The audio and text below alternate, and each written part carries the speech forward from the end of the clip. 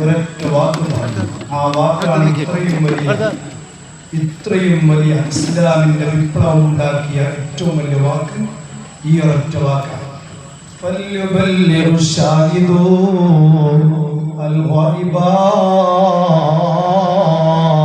ഞാൻ ഈ പറഞ്ഞതെല്ലാം കേട്ടവർ കേൾക്കാത്തവർക്കൊന്ന് എത്തിച്ചു കൊടുക്കണേ.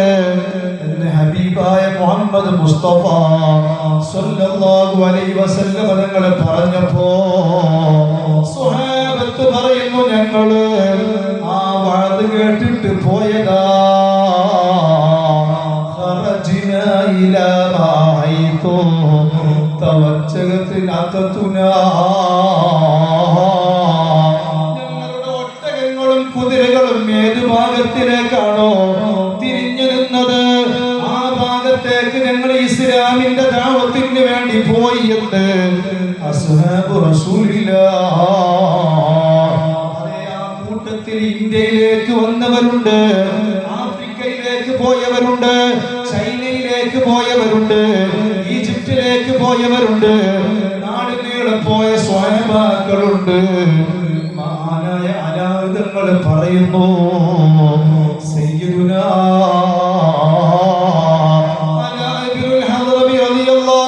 പറയുന്നു, ഞങ്ങൾ അഷ്റഫുൽ ഖൽഖിന്റെ വാഴ് കഴിഞ്ഞിട്ട് പുറത്തിറങ്ങിയപ്പോ ഞങ്ങൾ ഏകദേശം 60ഓളം വരുന്ന ആളുകളുണ്ട്. ഞങ്ങൾ നേരെ പോവുകയാ. ഞങ്ങളെ ഒട്ടകങ്ങളും കുതിരകളും തിരിഞ്ഞു നിന്ന ഭാഗത്തേക്ക് പോയതാ.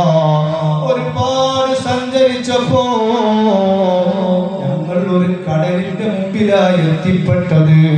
ഒരു സമുദ്രത്തിന്റെ മുമ്പിലാണ് എത്തിപ്പെട്ടത്. സമുദ്രത്തിന്റെ മുമ്പിൽ എത്തിയപ്പോ ഇനി അങ്ങോട്ട് കടൽ കടന്നു പോവാൻ ഞങ്ങളുടെ കയ്യിൽ ഒരു ചെറിയ പായ കപ്പൽ പോലും ഇല്ലല്ലോ. ഇനി എന്ത് ചെയ്യുമെന്ന് കരുതി സ്വഹാബത്ത് താഴേക്ക് ഇറങ്ങുകയാ. അനായുധങ്ങളുടെ നേതൃത്വത്തിൽ യോഗം ചേരുകയാണ്. ഓരോരുത്തരും ഓരോ അഭിപ്രായം പറയുന്നു. അനായുധങ്ങളെ സമയം കളയണ്ട, നാട്ടിലേക്ക് പോവാൻ, വേറെ ഏതെങ്കിലും നാട്ടിലേക്ക് ഇസ്ലാമിക പ്രബോധനത്തിന് വേണ്ടി നമ്മൾക്ക് പോവാലോ എന്ന് പറഞ്ഞ് സയ്യിദുനാ അലാദങ്ങളോട് അഭിപ്രായം പറഞ്ഞപ്പോ ലീഡറായ നേതാവായ അലാദങ്ങൾ ഒരു തീരുമാനം പറയുന്നു. സ്വഹാബാ, മുന്നോട്ട് വെച്ച കാല് ഇനി പിന്നോട്ട് വെക്കുന്ന പ്രശ്നമില്ല. എല്ലാവരും കുതിരപ്പുറത്ത് കയറിക്കോളൂ, എല്ലാവരും ഒട്ടകപ്പുറത്ത് കയറിക്കോളൂ. കണ്ണു ചുംബിയിരുന്നു സ്വഹാബാ. ഞാനും പറയുമ്പോഴല്ലാതെ കണ്ണ് തുറക്കരുത്. എല്ലാവരും കുതിരപ്പുറത്ത് കയറി കണ്ണ് ചുംബിയിരിക്കുകയാണ്. മുന്നിലെ കുതിരപ്പുറത്ത് കയറിയിട്ട് ഒച്ചത്തിൽ ചൊല്ലാൻ തുടങ്ങി, യാ അലിയോ യാ കബീറോ യാ അലീമോ യാ ഖദീറോ യാ സമീഉ യാ ബസീറോ യാ ലതീഫോ യാ ഹബീർ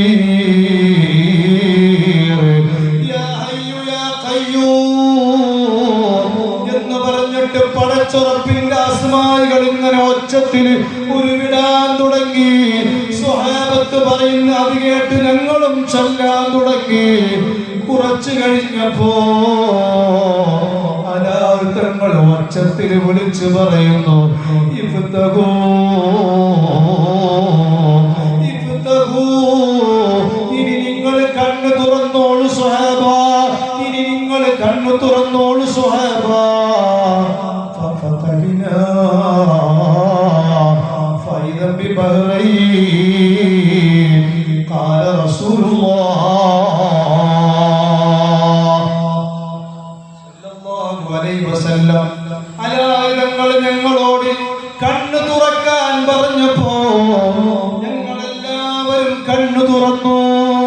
ഫൈദൻ ബിബഹ്റൈൻ, ഞങ്ങൾ സൗദി മധ്യയുടെ കടലും കടന്നിട്ട് ബഹ്റൈനിൽ എത്തിയിട്ടുണ്ട് എന്ന് അസ്ഹാബ് റസൂലുള്ളാഹി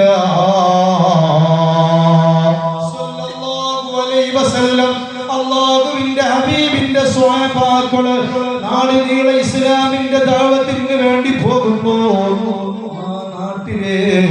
ആ കൂട്ടത്തിൽ നമ്മുടെ നാട്ടിലേക്കും സ്വഹാബത്ത് വരുന്നു.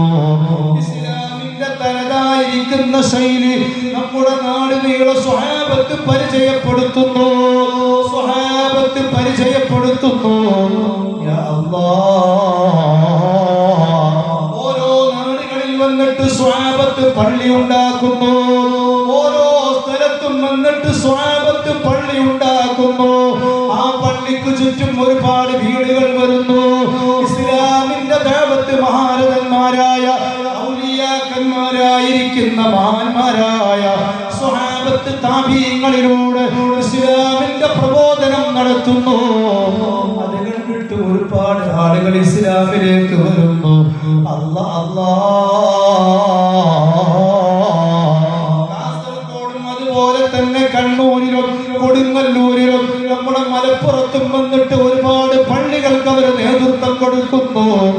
യാ അല്ലാഹ്, കണ്ണൂർ ജില്ലയിലെ മാടായി പള്ളിയിലെ ശിലാഫലകത്തിൽ എഴുതപ്പെട്ട ഒരു വാചകമുണ്ട്.